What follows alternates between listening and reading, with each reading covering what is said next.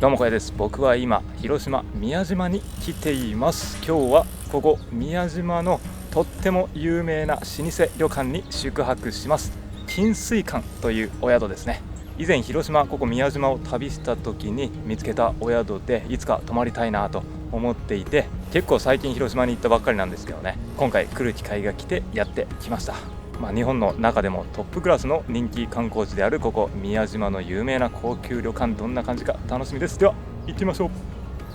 はい、そして今僕がいるのはこれ宮島駅の前なんですけどね、言わずと知れたここは日本三景の一つ、素晴らしい景勝地になっていますけど、ここ宮島にはたくさんの鹿さんたちもいます。今9月なんですけどね、今日は35度まで上がって猛暑日なんで、鹿さんもねもう暑そうにこの木陰でハーハー言いながら休んでますね。元気ですか？ちょっと暑すぎるからお水をくださいっていう風に言ってますね。でも宮島はね餌あげるのは禁止なんであげれないんですよ。ごめんね。はい、でお宿があるのはここ今目の前がフェリー乗り場桟橋なんですけど、ここから徒歩3分ぐらい歩いていったところにあります。こっちの右手側の主要の観光スポットのエリアのど真ん中にあるんですよね。立地は素晴らしいです。で今日は広島駅から JR で宮島口まで行って、そこからフェリーに乗ってすぐに宮島は訪れることができます。そのフェリーから眺める宮島の山々、そして赤い鳥居の景色も本当に素晴らしく、旅のワクワク感を高めてくれるんですよね。はい、そして駅からずっと歩いてきたら、こっちの左手に見えている建物が金水館ですね。もう目の前がこの海、オーシャンビュー。この間来た時はちょっと曇り空だったんですけど、今日は青空晴れていてめちゃくちゃ海が綺麗ですね。この波の音もすごい心地いいですし、左手の奥の方には有名な大鳥居も見えてます。これも多分客室とかお宿の中からきっと見えるんでしょうね。もうすぐに観光に気軽に出かけることができる、本当立地抜群です。建物の外観は老舗の日本旅館らしい佇まいがありますけど、リニューアルもしっかりされているんでとっても綺麗ですね。では中に入ります。ここ宮島金水館は世界遺産厳島神社のある宮島で創業100年以上続く1912年創業の老舗旅館です。お宿の魅力は何といっても宮島のシンボル大鳥居を望む景色と絶好のロケーション、そして広島、宮島、瀬戸内海の地元の幸を生かした彩り豊かな懐石料理、さらには神の島から湧き出る温泉や創業100年以上続くおもてなしの心、これらの極上体験で宮島での滞在を忘れられないものにしてくれるでしょう。まず中に入ると左手奥にレセプション、右手にはちょっとした売店もありますね。売店には厳選された広島らしいお土産、もみじまんじゅうや瀬戸内レモン、穴子、牡蠣といった広島といえばで思い浮かぶものがこんな感じでずらっと並んでます。夕食の時にも出てくるんですけど、この醤油を入れると大鳥居が浮かび上がるお皿とかちょっと欲しくなりますね。これで、こっち右手奥には外に出ることができる扉がありますけど、これ外出てみるとなかなかいい雰囲気じゃないですか。テラス席になってて、こんな感じで椅子、テーブル、そして奥の方にはオーシャンビューを望むことができるようになってますね。到着してチェックイン前後、ここでゆっくりとリラックスして過ごすことができますね。左手リラックス音楽が流れていますし、こっちの右手にはドリンクの無料サービスもありますね。ソフトドリンクやティーとかコーヒー、右手にお水も。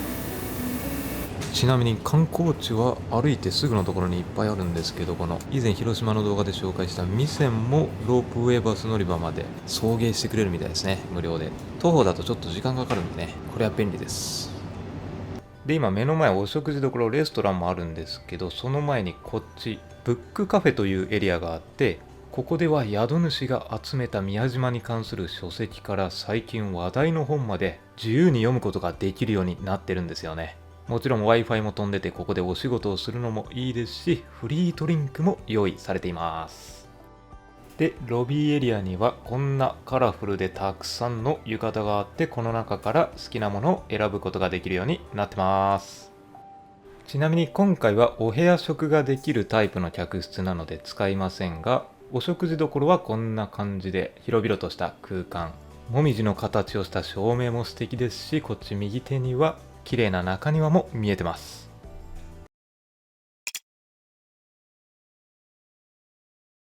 はい、ではチェックインをして客室に向かいますが、ここの金水館は客室タイプがこんな感じでいくつかある中で、今回泊まるのはグレード的には上から2番目の大人の休日半露天温泉付き特別室ですね。ここの右手406号室です。はい、では客室入ります。キーホルダーがこれしゃもじでめちゃくちゃこれ重厚感がある、重さがあるんですよね。この辺りも高級感が溢れてます。この客室タイプだからこそこのキーホルダーになってるっていう風に言ってました。特別感があります。鍵はオートロックではなく自分で開けるタイプですね。で入るとまず玄関ですね。右手にはセッタと足の先が抜けるタイプのスリッパ両方準備されていて、こっちの奥には室内用のスリッパふかふかのやつがありますね。で目の前にはこんな感じでお花も丁寧に飾られていて、姿見、そして中に入っていくと、おー、とっても広々とした客室になってますね。これは目の前にベッドが2台あって、後ろのベッドボードも宮島らしく和の雰囲気あふれる空間になってますね。そしてこっち左手には大きなソファー、テーブルもとってもこれは大きいですね。2人で足を伸ばしてゆっくりとくつろぐことができそうです。これ屋根の作りがちょっとこう斜めになって向こう側に行くにつれて上がってるんですよね。リニューアルされたばかりで和モダンな空間、昔ながらの和のテイストも残りつつも洗練されたデザインですね。そして奥のこの窓の向こう側にはこの客室半露天風呂ですよ。もみじをモチーフにした側面のこのタイルになってるんですかね、ライトアップされてる部分が。浴槽のサイズも十分な大きさで、大人2人でも足を伸ばしてゆっくりとくつろげそうなサイズ感ですね。そして奥には素晴らしいオーシャンビューの景色が見えてます。いやー、これは早く入りたい。一回外に出てみましょうかね。こっち側の扉から入ることができるようになってて、この辺りはマットがあります。そして浴槽がこうやってありますけど、目の前はこれ窓になってるんで、この窓を開けて涼しい風を浴びながら半露天風呂でゆっくりと過ごすことができるということですね。でこれ奥の方まで行ってみると、こんな感じでお風呂に入りながらなんと宮島の赤い大鳥居を見ることができるんですよね。こんなお風呂ありますか他に。素晴らしい。でこっち側、浴槽の中にシャワーがついています。でアメニティですね。これはちょっと今まで見たことがないタイプのアメニティですね。奨励ヤードっていう風に書いてます。でシャワーもこれキャップの部分がいろんな水の出方に変えられるいいやつが使われてますね。はい、そしてもう一回お部屋に戻ってきて、なんと客室の中にマッサージチェアがついてます。これは素晴らしいですね。もう温泉から出てここでゆっくりと疲れを癒すことができそうです。で目の前には大きなシャープ製のテレビがあって、でこの辺には空気清浄機であったり宮島の本とかが置かれてるんですかね。この辺りは館内案内になるのかな。これは鏡かな。うちわも準備してくれていますし、でここがミニバーのスペースですね。コーヒーマシーンがネスプレッソのやつがあります。で電子ケトルも高級デロンギが使われていて、この辺りはお水やこのお菓子は多分インクルーシブで無料でいただくことができると思いますね。もみじまんじゅうもあって、で上には陶器がずらりと並んでいて、左右にグラスもあります。この辺の陶器の焼き物もいいやつが使われてるのかな。これは九谷焼か。でここにも洗面台があって使い勝手が良さそうですね。これは扇風機、卓上扇風機と照明のリモコンですね。はい、そしてこの辺りの引き出しを、ここはなんかテーブル広くできますよみたいなやつかな。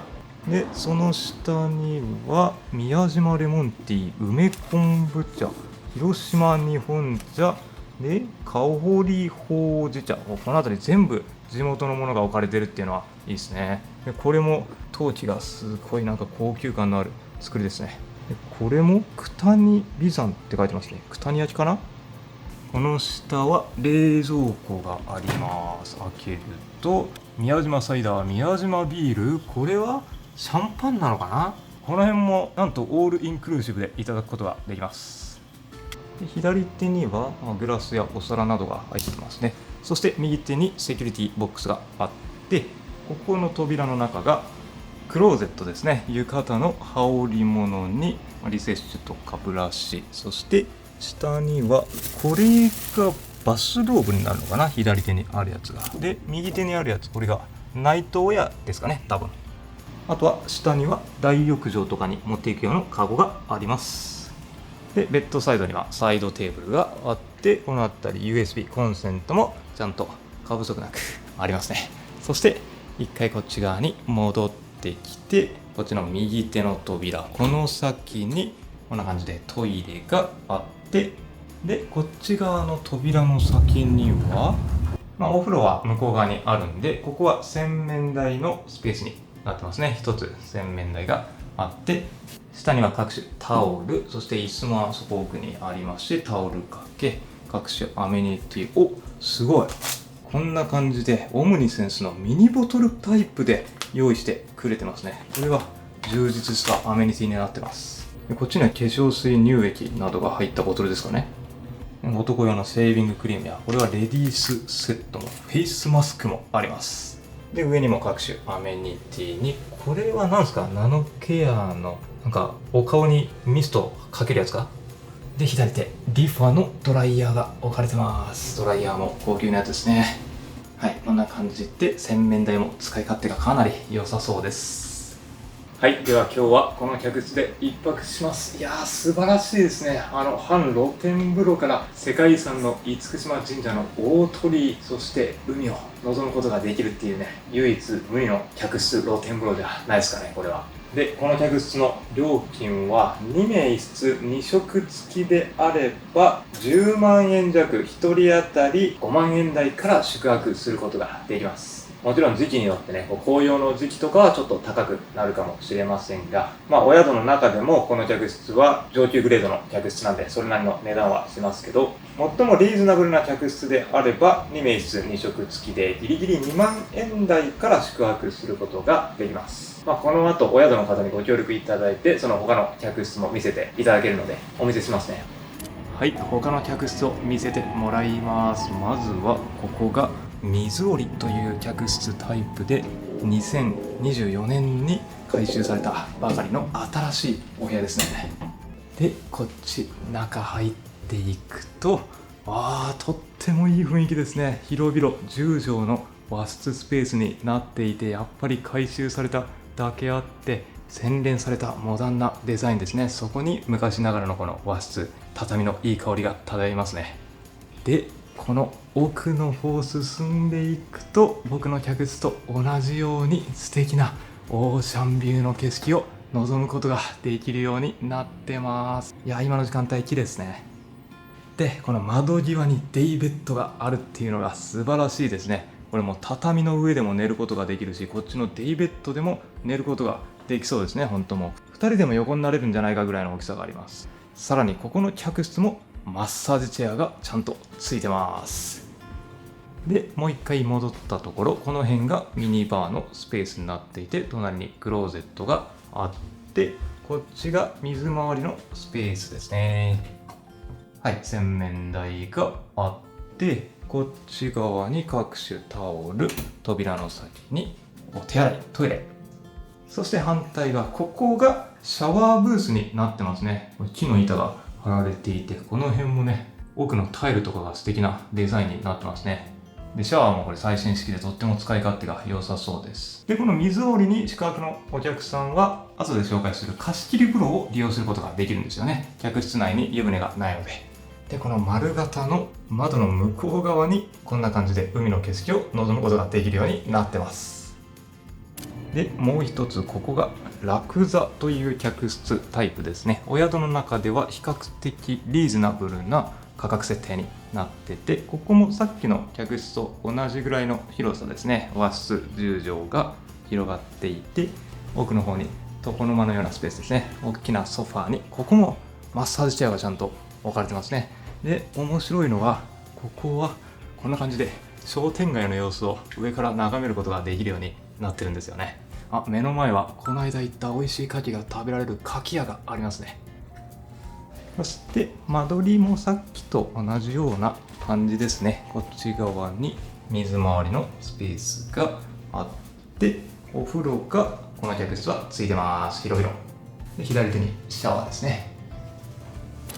大浴場は地下1階にありますね。ここのエレベーター使って下に降りることができて、でこの先に手前側男湯、女湯が奥の方にあります。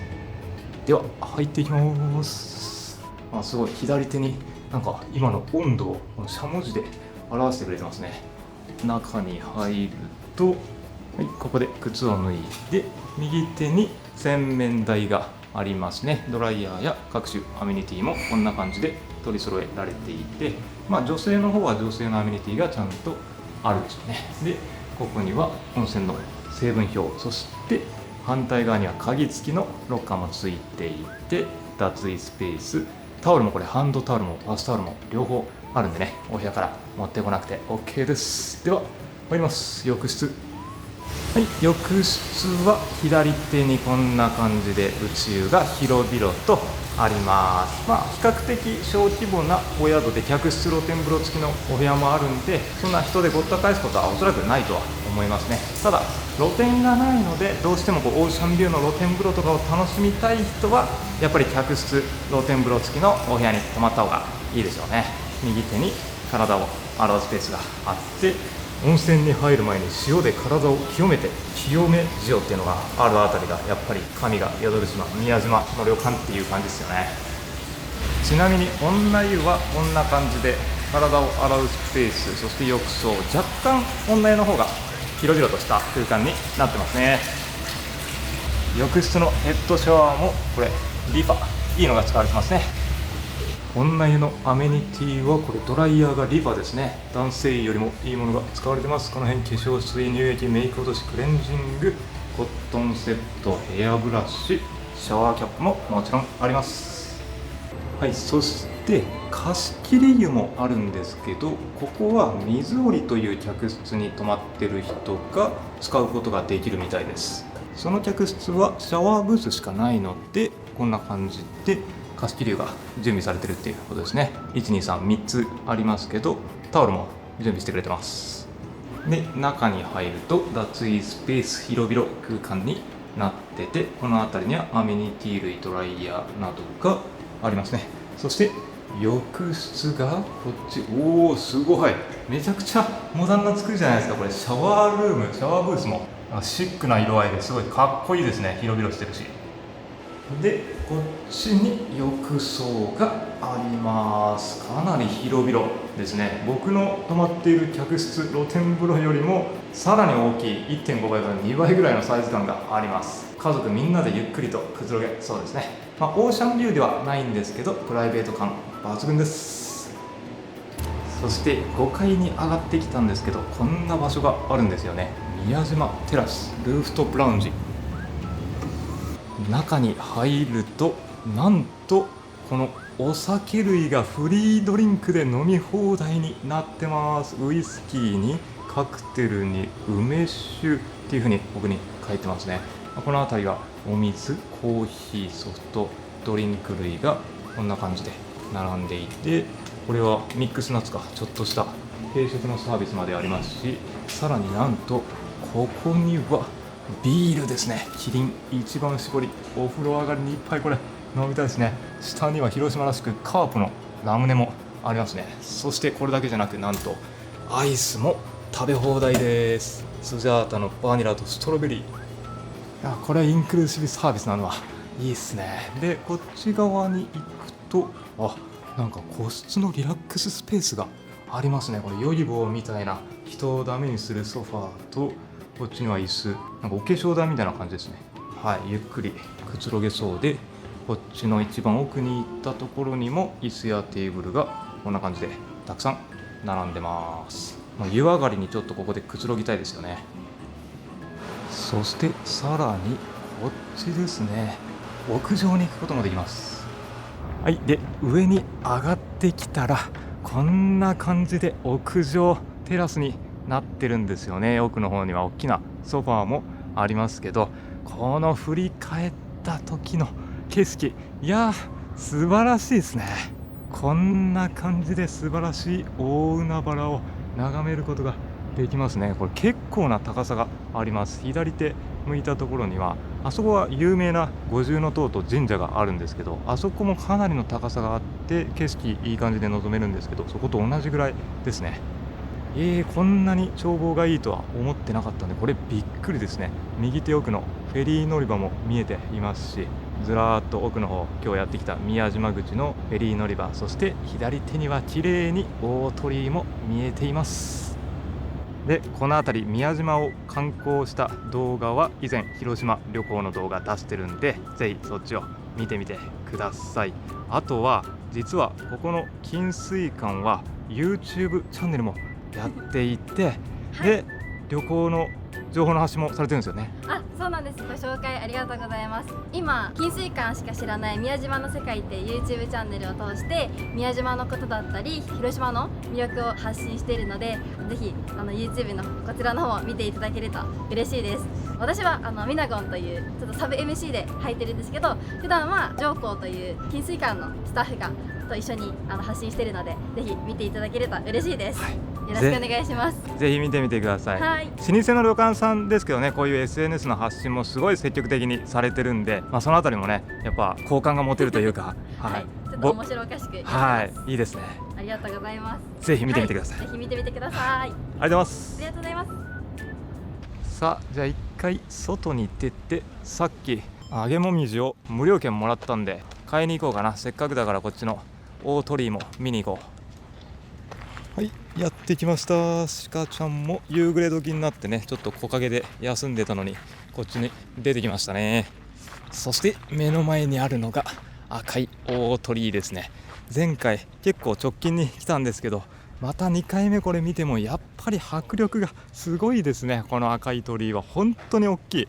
この今目の前にたくさん人が今いるのでね、人の大きさと比べたらどれだけ大きいかっていうのがよくわかると思います。で、前回来た時はこんな感じで潮が引いてなくて海の中に立つ鳥居だったんですけど、今は完全に潮が引いてる状態で、水中鳥居っていう感じではないんですけど、逆にあそこの下まで降りていって大迫力の鳥居を見ることができるような状態ですね。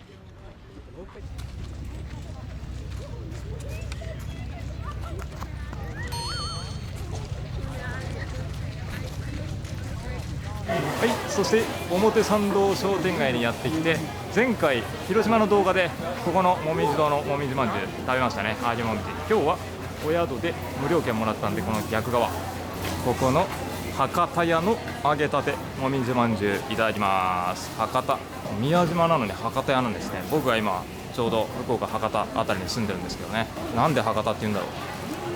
揚げもみじはこんな感じでめっちゃたくさんフレーバーがあるんですよね。こしあん、つぶあん、クリーム、チョコ、チーズ、抹茶餅。時刻はもうすぐ5時になるんですけど、この時間帯から観光客が徐々にいなくなりますけどね。それでも今日は平日なのにもかかわらず、いややっぱ人気ですね、宮島で。この右手にある豆たぬき、ここも以前広島旅行動画の時に食べに来た人気のお店なんですけどね。この上がまさに金水館です。はい、で金水館戻ってきて、屋上のテラスで揚げもみじいただきます。こしあん、いやーうまいね。このサクサク食感で中はちょっともちもちっとした食感、そして程よいこのあんの甘みがね、絶妙にこの若干の塩味の衣と相性抜群ですね。そしてビールもインクルーシブでいただきます。いや、暑い夏にこの冷たいビール最高。素晴らしいですね。観光客でごった返していたんですけど、この屋上テラスに来ると一気に静かな空間で海の景色、そして世界遺産の大鳥居を優雅に眺めながらくつろぐことができます。こっち側は海の景色だけど、もう一目こっちを見ればほんとゴツゴツとした日本らしい雄大な山の景色も見えてね、最高だわ。ちなみにこれベッドはこんなものがついてましたね。電動でこんな感じで状態を起こすことができるようになってます。こんな感じで YouTube で小屋トラベルを楽しむことができるということですね。はい、広島旅行の動画流れてるんで一緒に合わせてみてください。はい、ではお部屋に帰ってきて客室温泉に浸かってゆっくりします。いやー、めっちゃ気持ちいい。見てください、この素晴らしい景色。今ちょうどサンセットこれから始まるっていう時間帯なんで、太陽が目の前に見えてるんですよね。で、波が穏やかなんで光がこっちの方までずーっと伸びてきているのが見えていますかね。なんと素晴らしいこの夕暮れ時の景色を眺めながら温泉に浸かることができる幸せ、最高ですね。で、これ温泉は泉質は天然鉱石を使った人工温泉ですね。天然温泉は下の大浴場で入ることができますけど、客室のお風呂はそんな感じになってます。無色透明でお肌に優しい泉質になってますね。いやー、太陽の光も素晴らしいですし、こっちね、オーシャンビュー。今窓を開けてるんですけど、本当にもう目の前がこんな感じで海岸になってるんでね、波音がここまでちゃんと届いてきます。普通だったらね、宮島は日帰りで行く人が多いと思うんですけど、この金水館に泊まればゆっくりと観光も楽しむことができて、このお宿で特別な空間でくつろぎながら宮島観光の余韻を、こんな風景を見ながら楽しむことができるっていうところで、さらにはこれから沈みゆくサンセットですね。いろんな風景を楽しめる贅沢です。はい、そして冷蔵庫の中にあったドリンク、広島レモンサイダー、いただきます。いやー、温泉に柑橘系のサイダー、素晴らしい景色を眺めながら、これは至福だ。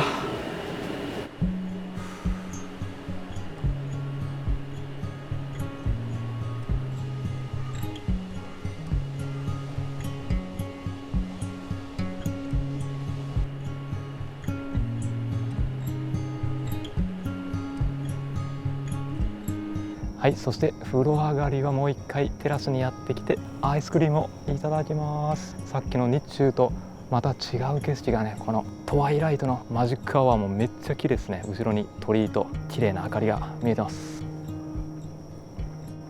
うまっ。いや、すごいなこれ。今までに見たことがないような景色が広がってますね。やっぱ水中鳥居のライトアップはね、向こうにも五重塔が見えてますけど、この宿泊しないと絶対に見ることができない素晴らしい景色です。これは泊まる価値ありますね。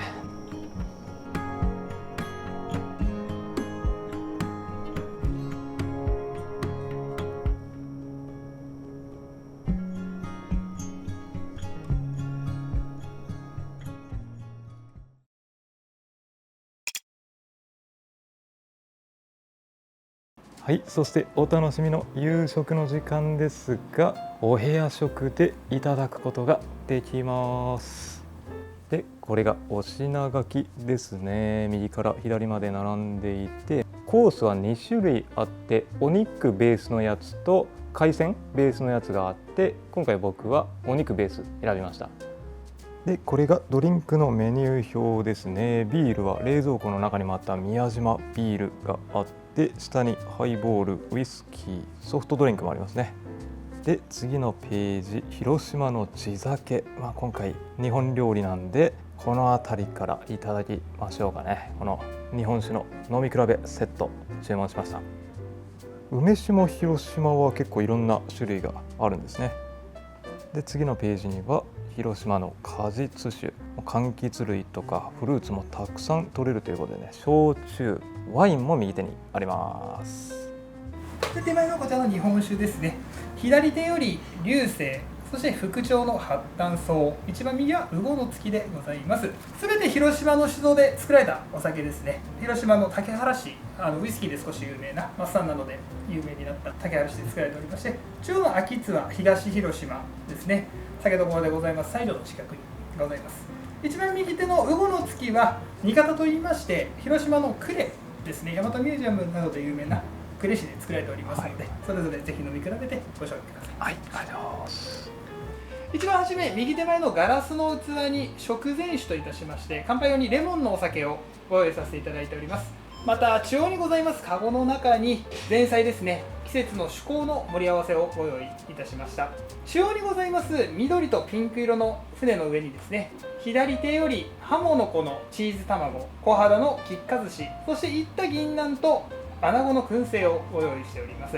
続いて左手にございます黒い器よりアワビのウニあえ、そしてタコの酒かすわさびあえ、中央の白い器には焼いたナスを固めた焼きナスごま風味缶、青い器には丸十さつまいものレモン煮と、白い背の高い器にはエビのずんだ味噌あえをご用意しております。すべて味がついておりますのでお好きな順番でぜひご賞味くださいませ。はい、では食前酒は広島らしくレモン酒ですね。酸味がしっかり効いた食前酒ですね。なんか新しい風味、いつも梅とかあんずとかね、そういうちょっと甘みがほんのり変わるケースが多いですけどね、しっかり酸味ですね。レモンなんで、いや食欲そそられますね、酸味がしっかり効いてると。はい、まずこれなんか上にキャビアみたいなのこれ乗ってません？焼きナスごま風味なんとか豆腐みたいなやつ。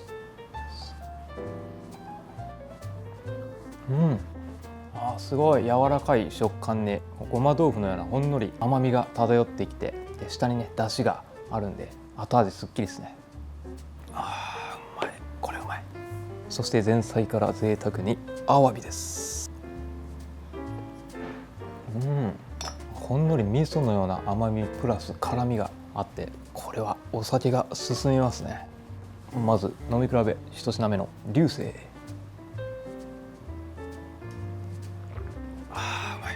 やや辛口ですね。で辛口だけどすっきりとフルーティーな香りがして後味はさっぱりですね。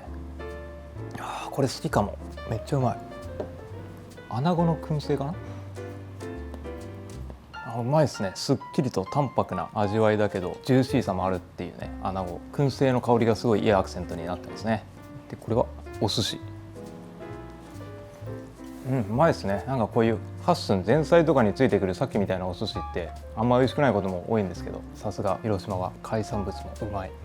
お待たせいたしました。温かいお吸い物にございます政治仕立てでございます。当館自慢の一番だしで仕上げておりまして、中にはフグの実を練り込みました新庄と秋を先掛けしてですね、刻んだ松茸を添えてご用意をしておりますので、ぜひだしが温かいうちにご賞味くださいませ。さあお吸い物やってきましたね。これ具材がめっちゃ豪華じゃないですか。いただきます。いやー、この落ち着く味わいですね。でフグの実が練り込まれてるって言ってましたね。新庄。フグだけじゃなくて多分これエビとかカニとかそういう系のすり身も練り込まれていますね。海の風味が一気にふわふわ食感とともに広がってきます。で松茸もこのコリコリ食感に自然を感じる芳醇な香りがねたまんないですね。松茸まだ今日気温35度で正直真夏日和なんですけど、一足先に秋を体感してます。いや松茸の風味も出汁に染み込んでてうまい。これは日本酒が進みますね。副長発炭素、これ初めて飲みますね。また広島の地酒です。これ旨味がたっぷりなのに後味はこうスカッとした感じですね。旨味がすごい。これも日本酒の旨味とこの出汁の旨味っていうのはね、本当にお互いの旨味を引き立て合うんで最高ですね。やっぱ出汁と日本酒うますぎる。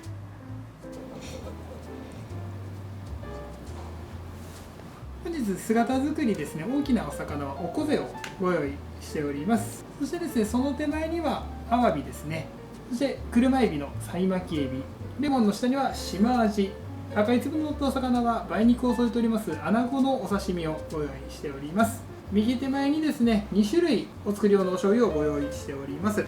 鶏の模様の入った黒いお醤油は鰹節をベースにしました土佐醤油、黄色いお醤油は当館で合わせました自家製のすだち醤油でございます。黄色いすだち醤油は白身の魚によく合いますので、姿作りのおこぜでしたり、あとはエビですね、穴子とよく合いますので、お試しいただいてお好きな方のお醤油でぜひご賞味くださいませ。いや、お作りめちゃくちゃ種類ありますね。5種類も出てきました。なんか普通旅館だったら3種類ぐらいが多いと思うんですけどね。なんと贅沢な。まず広島らしく穴子です。すだち醤油につけて、コリコリ食感でほんのりジューシーな感じがいいですね、穴子。そして車エビです。車エビは醤油、土佐醤油で、甘くて美味しい。そしておこぜですね。多分初めて食べますね。聞いたことがない。醤油でいただきます。弾力がすごいですね。でもこれ噛み締めることに甘みがしっかり広がっていってうまいですね。なんか見た目がすごい威圧感あるんですけどね、この見た目からは想像できないほどの上質な旨みがありますね、この魚は。初めて食べたけどうまいですね。そして次はアワビです。めっちゃコリコリ、磯の香りがしっかり漂いますね。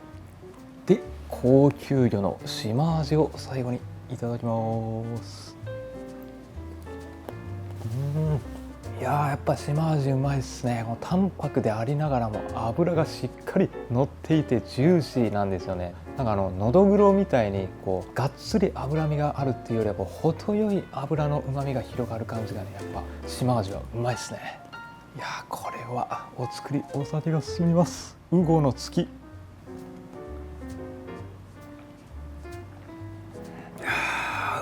これはお米の甘みと辛みのバランスがすごく取れた日本酒ですね。飲みやすい。なんかどんなお料理にも合いそう。これは。いやー、日本酒とお作り最高ですね。お魚のコースはハモと広島県で採れたキノコのお鍋ですね。お肉のコースは広島のブランド牛、広島牛のお鍋をご用意させていただいております。すき焼き風でこちらがご用意いたしました。お鍋ですね、どちらも今出汁だけがこのような形で入っておりますので、お鍋に火を入れさせていただいてもよろしいでしょうか。はい。このような形で広島県産の桑田米と鯛の釜飯ですね、ご用意させていただきますので、お使いなければ今から火を入れさせていただきます。では出来上がるまで40分ほどお時間をいただきますので、少しこのままでお待ちください。広島牛いきます。霜降りまくってます。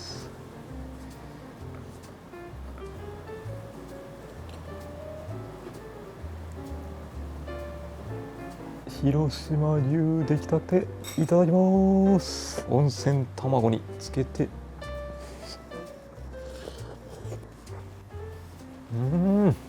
やー、口の中でジューシーにとろけていきますね。こんなに薄切りなのに牛肉の旨味が口の中に充満していきますね。うまい。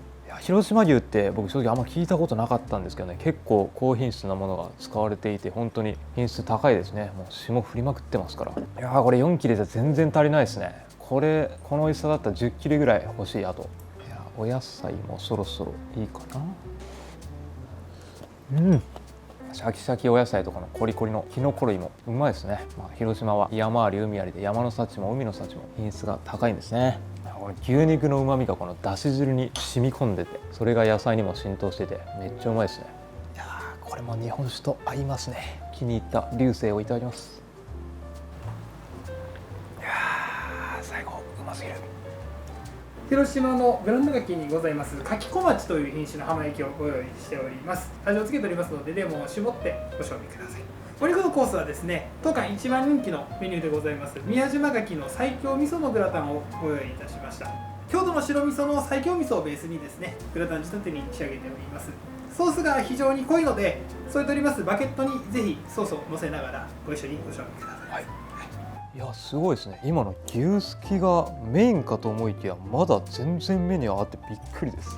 ここで宮島といえば牡蠣の登場です。うまそう。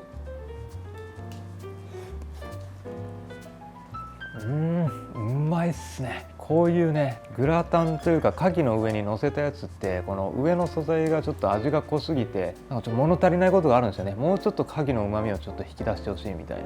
でこれはね牡蠣の旨味をちゃんと引き出してますね。この上のやっぱ味噌なのがいいのかな。この和食のほんのりと上品な甘みを演出してくれていて、で甘いだけじゃなくてチーズも入ってるんで酸味もねちょっと加わって、甘さと酸味のバランスが良くて程よいその甘さ酸味で牡蠣の旨味をクリーミーにジューシーに引き立てていますね。うまい。これうまいわ。やべ、このバケット味噌のやつつけて食べてくださいって言われたけど全部食べちゃいましたね。美味しいから。そんなにくどさを感じなかったからね、うまかった。ただいまお持ちしましたお料理ですね。お魚のコースは瀬戸内海で取れましたメバルの煮付けをご用意いたしました。岩間島の出汁で味をつけておりますのでご一緒にご賞味ください。お肉のコースはですね、二物にございます穴子のレンコン蒸しをご用意させていただいております。ふっくら蒸した穴子にですね、すりおろしたレンコンと卵白などを混ぜて上からあんで包んでおります。中には秋の味覚にございます栗や銀杏ですね、一緒に包んでですねご用意させていただきましたので、かかっておりますあんとご一緒にぜひご賞味くださいませ。いや、これはなんか初めて見るお料理ですね。どんな味がするのかすごい楽しみ。この周りの生地はすっごいふわふわの食感で、中に入ってるこの穴子に栗に銀杏にきのこに、一気にこの宮島の味覚と秋の味覚を上品に味わえる感じですね。ふわふわとろとろ秋の味覚って感じですね。これも和食の味わいなんで日本酒が合います。ウゴの月。うまい。全部飲んじゃいました。ウゴの月うまい。お待たせしております。最後鉄板焼きのお料理をお持ちいたしました。本日お魚のコースはですね、かつあわびの鉄板焼きをご用意しております。手前の青い器に薬味が3種類ですねございます。左手よりアワビの綿の部分を使った綿のソース、中央がウニのソース、一番右手にはお魚の内臓を塩辛にしました酒盗のソースとご用意しておりますので、お試しいただいてお好きな味でご賞味ください。でお肉のコースは広島のブランド牛ですね、広島牛の鉄板焼きをご用意しております。左手にございます少し赤みがかったお肉がイチボといいますお尻付近の部位、右の2枚はリブロースの部位をご用意いたしました。手前の青い器に薬味を4種類ですねご用意しております。左手より彩りソース、わさび、お塩コショウ、おろしポン酢とご用意しておりますので、こちらも合わせてお好きな味でご賞味くださいませ。少し失礼いたします。こんな形で無事どちらもきれいに炊き上がっております。こちらがタイの釜飯ですね。はい、タイとキノコの釜飯をご用意しておりまして、お肉に合わせてもう一つは広島県産の桑玉に白ご飯でご用意させていただいております。はい、じゃあ広島牛いきます。いちごです。そしてリブロース。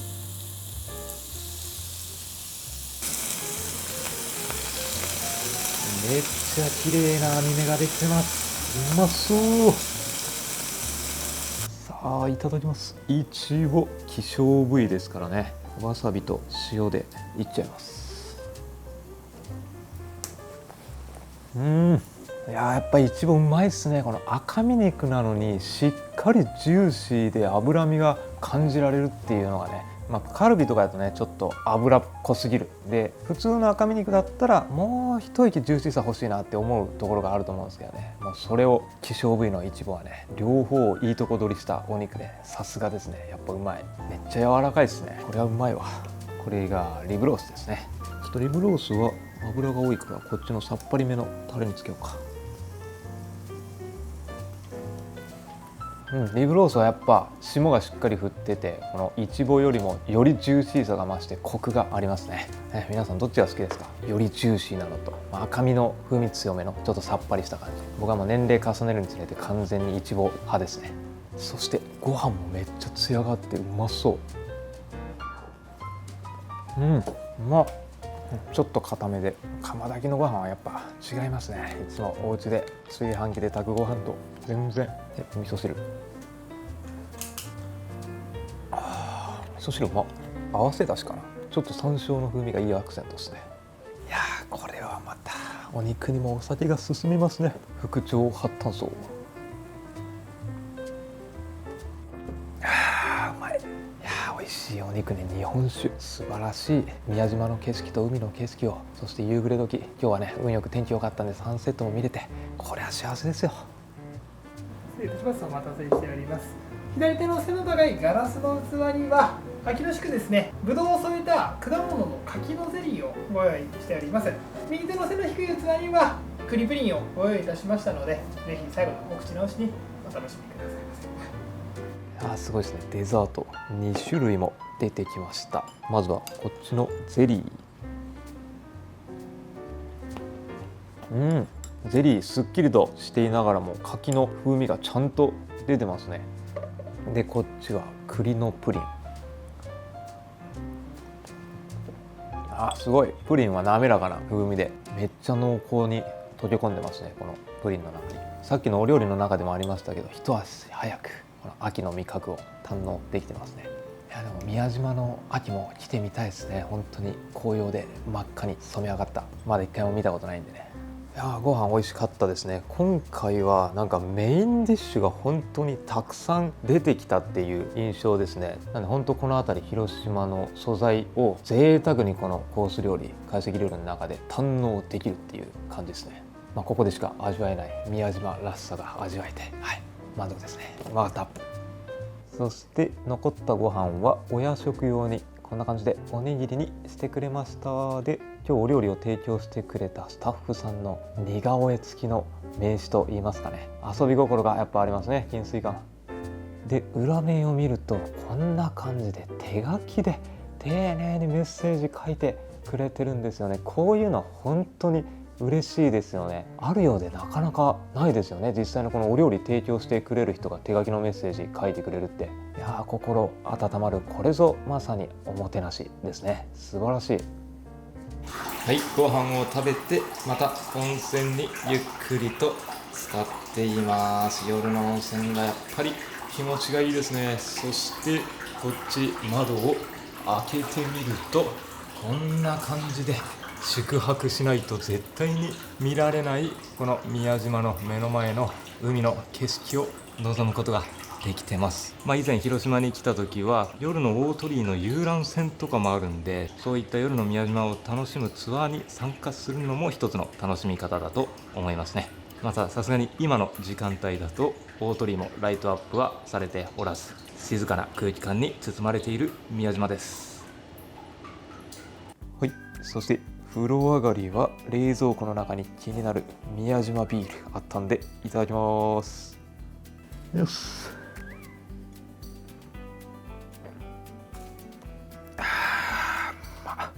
いやーペールエールなね、苦味がしっかり出てて、これもうまいっすね。風呂上がりに飲むビールとして最高。うまいもん食って気持ちのいい温泉に浸かって美味しいビール飲んで幸せですね、これ。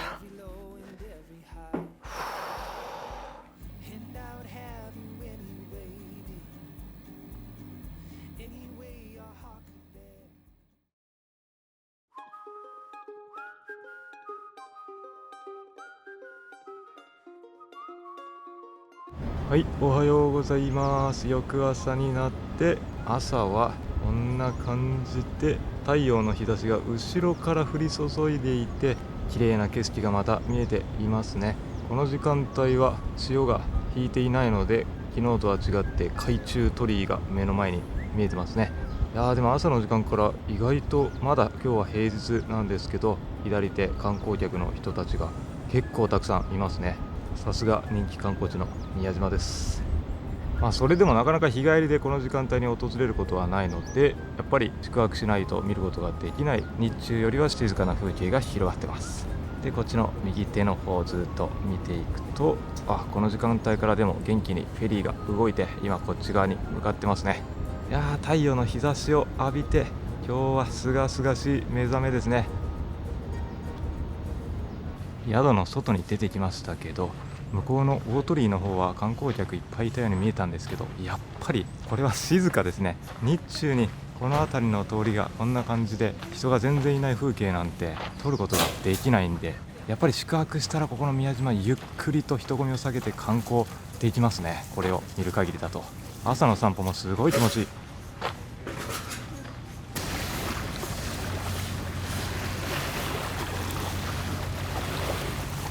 はい、そして朝食も夕食に続いてお部屋食でいただきます。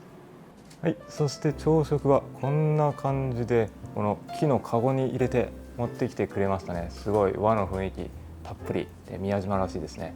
ここはもみじが切り抜かれていますね。でメニュー表もこんな感じで丁寧に書かれていて、これ見る限りだとどれも地元の広島の産地のものを使って作られてる感じですね。ちょっと開けてみますね。まずこっちの左手、この中にサーモンや卵焼きに、これアナゴかな、またで手前側に煮物があって、これを開けると3段で、一番下に緑の野菜たっぷりのサラダに、2段目にはご飯のお供の小鉢がこれまたたくさんありますね。一番上もご飯のお供、とろろや納豆やおひたしに朝からお刺身までありますね。これは豪華だ。でお味噌汁にはあさり、これ大きなあさりがたっぷり入ってますね。あとはオレンジジュース、そしてここに白米ですね。で昨日の夜は暗くて見えなかったんですけど、朝はこんな感じで目の前、窓の向こう側にオーシャンビューを眺めながらいただきます。朝食は特別これがめちゃくちゃ美味しいっていうものがあるわけではないんですけど、地元の品質の高い食材が使われていてバランスの取れたお食事で、平均値が高くご飯が進むお料理ばかりでした。こんなに満潮に